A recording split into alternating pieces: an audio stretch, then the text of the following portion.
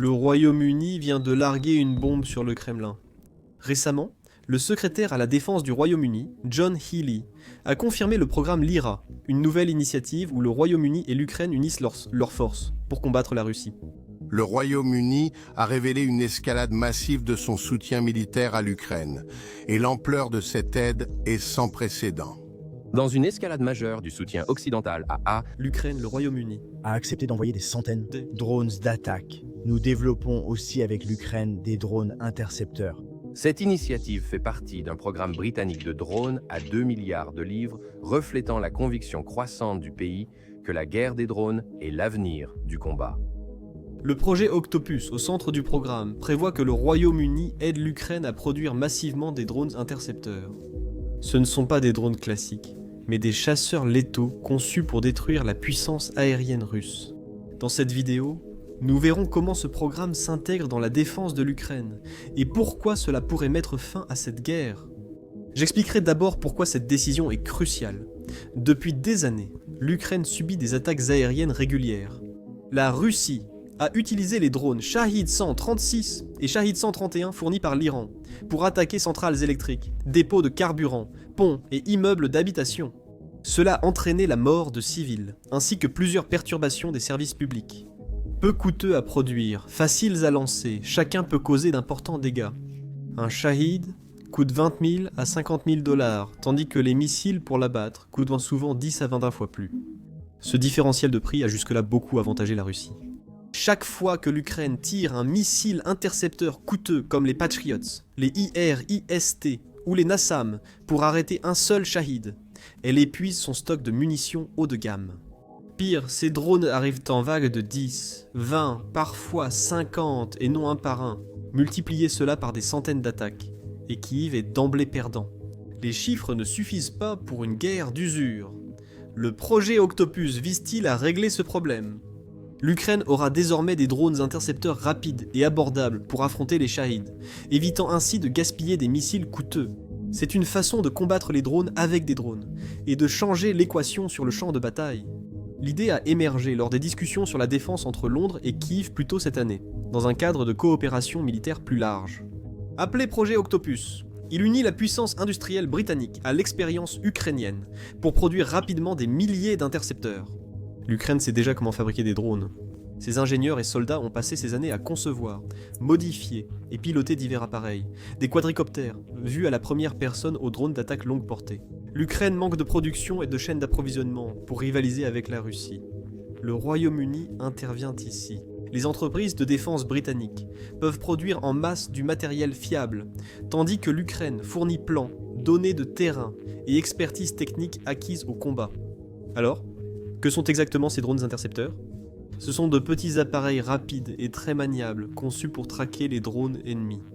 Ils privilégient en vitesse, agilité et précision, sans lourdes bombes ni missiles. Ils visent à intercepter et détruire les cibles avant qu'elles en atteignent leur but. Certains condensent sur des collisions directes, percutant les drones ennemis avec une précision extrême. Certains emploient des charges explosives ou des brouilleurs pour les neutraliser en vol. Leur atout majeur reste la rapidité de réaction. Ces intercepteurs doivent détecter, suivre et engager les cibles en quelques secondes, avec une grande maîtrise. Ils utilisent des systèmes de guidage avancés, combinant capteurs optiques, données radar et intelligence artificielle. Certains peuvent être contrôlés à distance, tandis que d'autres fonctionnent de manière semi-autonome. L'objectif est de supprimer les délais pour permettre à l'Ukraine de réagir instantanément aux attaques en essaim, tactique emblématique de la Russie dans cette guerre. Le Royaume-Uni et l'Ukraine privilégient de l'accessibilité financière dans la conception. Chaque intercepteur doit être assez économique pour être utilisé massivement sans épuiser les ressources. Les experts évaluent le coût unitaire entre 10 000 et 20 000 $.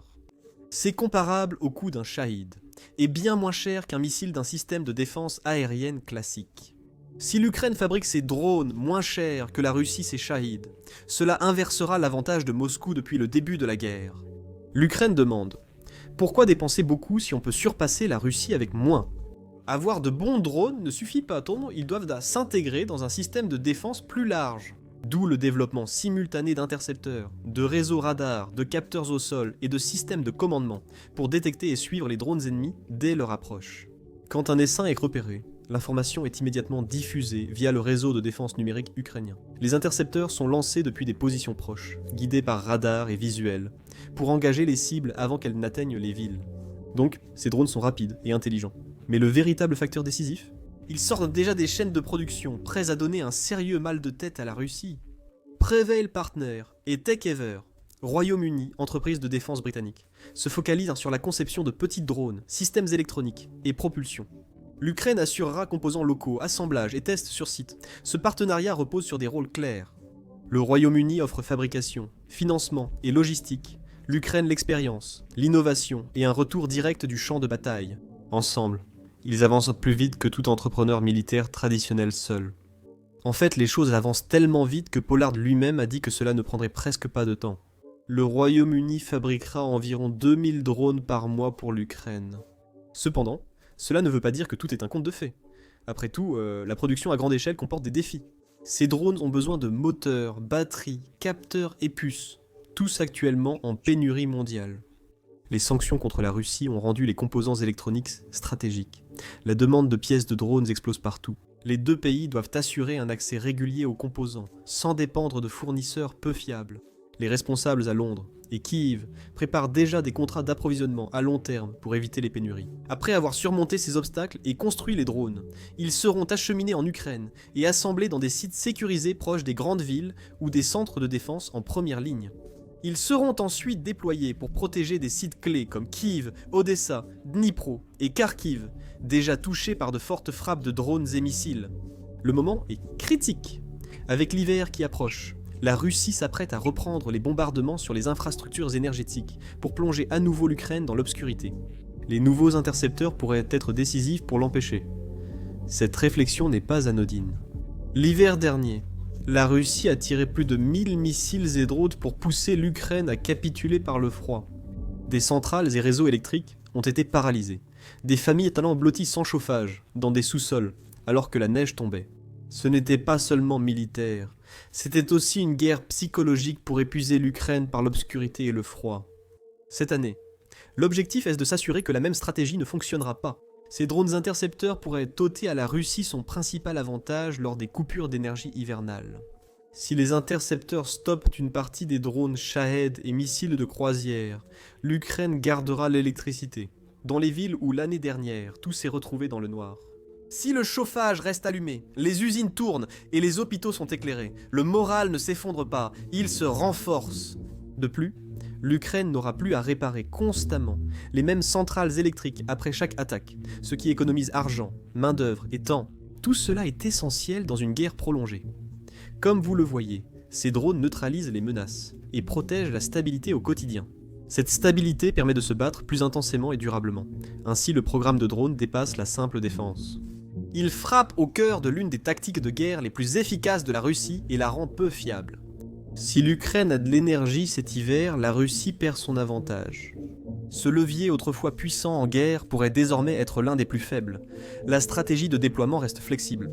L'Ukraine souhaite remplacer le commandement central par des centres régionaux contrôlant localement les intercepteurs. Certains patrouilleront régulièrement les zones à haut risque, tandis que d'autres resteront prêts à être lancés dès que les systèmes radars détecteront une vague entrante. L'objectif est de ramener le délai entre détection et interception à quelques minutes. Certains intercepteurs seront manuels, surtout dans les espaces aériens complexes ou très fréquentés. D'autres auront une autonomie partielle, identifiant et poursuivant automatiquement les cibles après autorisation. Ces intercepteurs renforceront la défense de l'Ukraine en ajoutant une couche intermédiaire aux radars, brouilleurs et missiles existants. Ils géreront la majorité des drones bon marché pour réserver les missiles coûteux aux avions et menaces balistiques. C'est essentiellement la raison principale de leur existence. Ce n'est d'ailleurs pas un simple fantasme.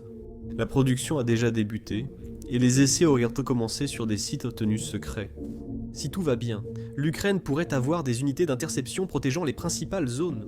D'ici fin 2025 ou début 2026. Maintenant que nous avons vu comment ils fonctionnent isolément, la prochaine question est, comment ces intercepteurs s'intègrent-ils aux côtés des autres défenses de l'Ukraine?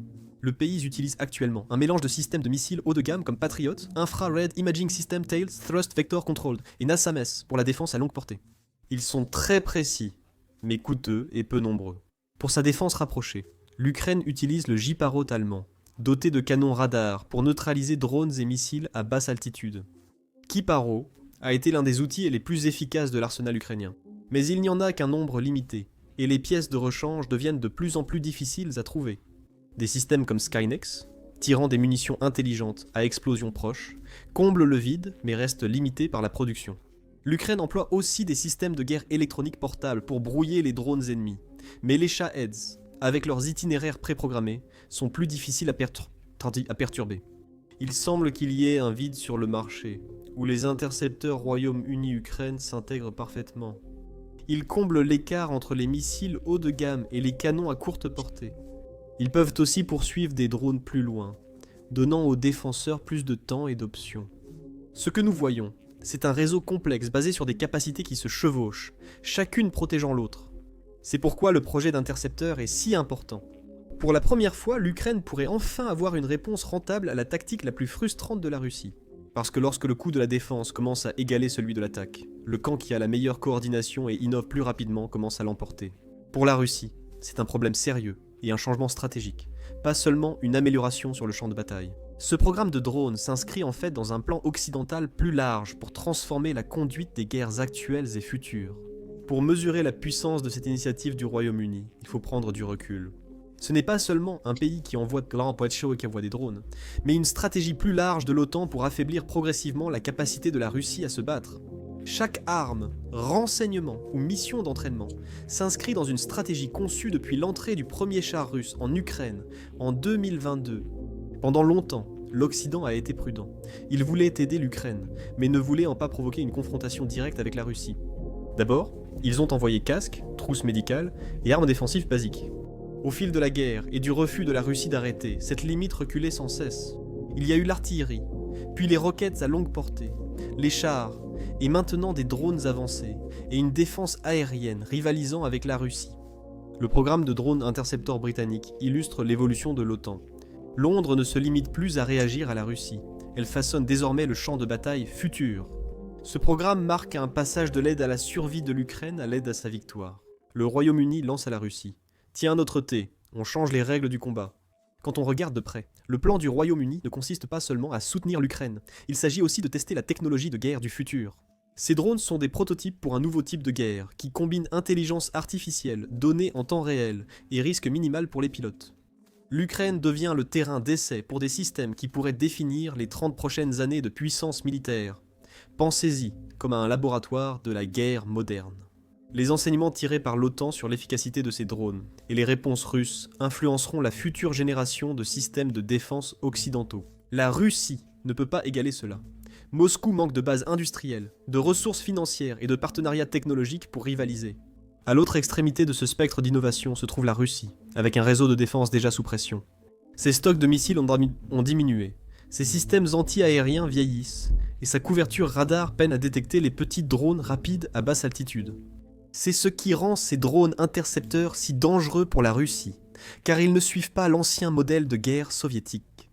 Ils sont économiques, modulables et évolutifs. On pourrait dire que le Royaume-Uni a identifié la faiblesse de la Russie. Quand elle n'utilise pas d'anciens systèmes d'armes, Moscou investit dans de grandes armes qui font la une. Cela inclut les missiles hypersoniques, les systèmes nucléaires et des chars comme le T-14 Armata. Cependant, aussi performants soient-ils, ils ne résolvent pas le problème des attaques constantes de drones contre les infrastructures et les lignes d'approvisionnement. Vous n'allez pas utiliser un char pour détruire une nuée de drones, n'est-ce pas ? C'est pourquoi les plans du Royaume-Uni et de l'Ukraine ciblent précisément cette faiblesse, et cette faiblesse ne fait que s'accentuer. Chaque attaque ukrainienne sur une raffinerie ou un dépôt d'armes en Russie oblige Moscou à renforcer la défense de son territoire. Le Kremlin ne s'attendait pas à cela. La Russie croyait que la guerre resterait en Ukraine. Aujourd'hui, ces innovations occidentales atteignent le cœur de la Russie. Cela exerce une pression différente, plus difficile à contrôler pour le Kremlin. Des zones civiles à l'intérieur de la Russie, comme Belgorod et Koursk, font maintenant face aux mêmes alertes de drones, frappes sur les infrastructures et coupures de courant qu'elles pensaient autrefois réservées aux Ukrainiens. L'illusion que Moscou pouvait tenir la guerre à distance s'effondre. Ce n'est plus seulement la ligne de front qui est touchée, c'est la patrie elle-même. Ce changement modifie la façon dont les Russes ordinaires vivent la guerre. Lorsque les dégâts se limitent aux soldats ou à des champs de bataille lointains, la population peut rester passive. Quand cela arrive chez soi et que la population est en danger, cela devient personnel. Et la peur personnelle engendre l'instabilité politique. Les gens commencent à poser des questions dangereuses. Pourquoi sommes-nous si vulnérables? Pourquoi l'armée ne parvient-elle pas à nous protéger? Pourquoi cela continue-t-il? La capacité accrue de l'Ukraine à se défendre, notamment grâce à des programmes comme le projet Octopus, libère des ressources pour des contre-attaques ciblées. Chaque frappe réussie en Russie rend la population moins en sécurité. Cette peur gagne aussi les gouverneurs, les commandants militaires et les proches du Kremlin, à qui on avait promis une guerre rapide et propre. Cette propagande révèle enfin sa vraie nature, mensonge et absurdité. Ce type de pression fragilise le pouvoir de Poutine, dont l'image d'homme fort dépend du contrôle et de la protection de la Russie contre le chaos. Mais quand le chaos frappe la Russie, cette image se fissure. Les partisans radicaux s'impatientent, les élites régionales se protègent, et les factions militaires se rejettent la faute. Si les pertes militaires persistent, malgré le renforcement de l'industrie de défense ukrainienne, le risque de révolte interne, via coup d'État, démission ou éviction, devient réel. En réalité, si cela continue, Poutine affronte non seulement un problème militaire, mais aussi une crise de légitimité. Chaque drone intercepté ou frappe ukrainienne aggrave la crise, mais cela révèle aussi un aspect plus profond. La structure militaire russe reste fondée sur une pensée soviétique. Beaucoup de main-d'œuvre, des blindés lourds, des chaînes de commandement rigides. Cette force ne gère pas facilement la guerre de drones rapides et imprévisibles. Parallèlement, le Royaume-Uni et ses alliés de l'OTAN démontrent la force de leur flexibilité. Le programme de drones n'est pas restreint à un modèle ou une mission, il peut évoluer. Un drone peut défendre, un autre attaquer, un troisième faire de la reconnaissance, et tous peuvent communiquer entre eux et avec leurs opérateurs humains. C'est comme offrir à l'Ukraine un bouclier et une épée intelligents simultanément. Mieux encore, les drones intercepteurs peuvent intégrer le réseau de défense aérienne ukrainien, relié aux systèmes occidentaux comme Patriot et NASAM. Cela crée plusieurs couches de protection, l'une pour les missiles, une pour les avions et une pour les drones. C'est un système intégré où chaque couche soutient les autres. Ce type de coordination prenait autrefois des mois, voire des années à mettre en place. Aujourd'hui, le partage de données entre pays de l'OTAN permet cela en quelques semaines. Les ingénieurs britanniques téléchargent des mises à jour en temps réel sur les systèmes de défense ukrainiens. Cela donne à l'Ukraine un niveau d'adaptabilité que la Russie n'a tout simplement pas. Cela envoie aussi un message clair. L'OTAN n'a plus peur de l'escalade. Les grandes puissances occidentales reconnaissent que la survie de l'Ukraine repose sur la force, non sur des promesses. En menant cet effort sur les drones, le Royaume-Uni affirme son soutien et influence l'Alliance, ce qui est politiquement important. Le Royaume-Uni souhaite rester l'une des voies majeures de l'OTAN après avoir quitté l'Union européenne. Diriger un tel programme technologique renforce son statut dans l'Alliance. Cela prouve aussi que Londres peut encore mener une stratégie mondiale selon ses propres termes, surtout lorsque Washington est occupé à gérer de multiples enjeux mondiaux. Il y a aussi un autre message subtil ici, destiné à Moscou. Le Royaume-Uni prouve qu'il peut défier la Russie sans risquer ses soldats. Chaque fois qu'un de ses drones abat une cible russe, cela rappelle que l'influence de l'Occident grandit, et que la capacité de projection de puissance de la Russie diminue. Et le Royaume-Uni ne s'arrête pas aux drones. En dehors du projet Octopus, un autre effort majeur est en cours dans le cadre de ce même programme. L'IRA, cette initiative est tout aussi importante et létale pour la Russie. L'Ukraine et le Royaume-Uni ont conclu un accord pour construire conjointement des systèmes d'artillerie. Il ne faut pas seulement envoyer des armes, mais aussi travailler ensemble pour les produire. Le plan inclut la construction d'usines communes, le transfert de technologies et la formation d'ingénieurs ukrainiens pour produire de l'artillerie moderne localement. Ce travail d'équipe profite aux deux pays. Pour l'Ukraine, il accélère la production, réduit les retards et la dépendance aux fournitures étrangères. Pour le Royaume-Uni, c'est l'occasion de tester et d'améliorer sa technologie de défense en conditions réelles. Les armes fabriquées sont adaptées à la guerre actuelle. Elles répondent aux tactiques russes, intègrent les retours du front et s'améliorent avec le conflit. Pour la Russie, c'est une très mauvaise nouvelle. L'Ukraine commence à fabriquer ce dont elle a besoin, au lieu de se contenter de recevoir de l'aide. Cela change tout. La Russie a longtemps tenté d'épuiser les lignes d'approvisionnement ukrainiennes, misant sur un ralentissement du soutien occidental. Mais avec l'artillerie ukrainienne issue de la technologie britannique, ses espoirs s'effondrent. Chaque nouvel obus produit localement réduit les retards et faiblesses. Le plan de guerre russe s'effondre. Ce partenariat complique la tâche de la Russie face à l'Ukraine et montre que les alliés occidentaux tiennent bon. Ils s'installent. Avec le temps, ce programme d'artillerie pourrait être tout aussi important que le programme de drones. Les drones stoppent les menaces entrantes. L'artillerie façonne le champ de bataille. Ensemble, Ils fournissent à l'Ukraine une défense plus intelligente et puissante. L'Ukraine ne fait pas que réagir aux attaques. Elle construit la capacité de se battre selon ses propres conditions. Les Russes le savent et voient que la chance n'est pas avec eux, d'où leur réaction défensive. Le Kremlin a minimisé l'initiative britannique sur les drones, la jugeant insignifiante ou inefficace. Mais à huis clos, les analystes russes savent que cela change complètement la donne dans la guerre aérienne. Si l'Ukraine obtient ne serait-ce qu'une supériorité aérienne partielle grâce aux drones britanniques, bon nombre des tactiques actuelles de la Russie s'effondreront. Par exemple, la Russie dépend fortement des bombes planantes, très efficaces, nécessitant des avions près de la ligne de front. Si les nouveaux drones intercepteurs ukrainiens patrouillent en ces zones en sécurité, les avions russes devront se replier, limitant leur capacité de frappe. Cela pourrait changer le rythme de la guerre en quelques mois. Même au-delà de l'Ukraine, le symbole est puissant. La Pologne, l'Estonie et la Finlande surveillent attentivement la situation. Ils voient l'initiative du Royaume-Uni comme preuve que les membres moyens ou petits de l'OTAN peuvent changer la posture de défense de l'Alliance. Il ne s'agit plus d'attendre que Washington agisse en premier. L'Europe prend désormais l'initiative. Cela paraît anodin, mais géopolitiquement c'est majeur. Pour la première fois depuis des décennies, l'Europe prouve qu'elle peut créer et déployer seule des systèmes complexes, et avoir un véritable impact dans des combats actifs. Cela pourrait transformer la manière dont la coopération en matière de défense fonctionne sur le continent pour les années à venir. Cela montre une prise de conscience que les drones, au-delà d'armes bon marché, redéfinissent la stratégie. Le programme britannique pourrait inciter d'autres pays de l'OTAN à développer des drones spécialisés pour la défense, la reconnaissance ou les contre-attaques. Lorsque cela arrivera, l'OTAN changera complètement sa manière de faire la guerre. Moins de missions habitées, adaptation plus rapide et coûts réduits par engagement. Pendant ce temps, la pression augmente côté russe. Les usines d'armement de Moscou fonctionnent sans arrêt pour remplacer ce qui a été perdu au front. Les sanctions compliquent l'accès aux composants électroniques essentiels. C'est un problème majeur car les drones et missiles modernes dépendent de puces et de capteurs importés. La stratégie du Royaume-Uni devient alors plus intéressante. Londres ne frappe pas seulement la Russie sur le terrain, elle cible toute la structure soutenant son armée.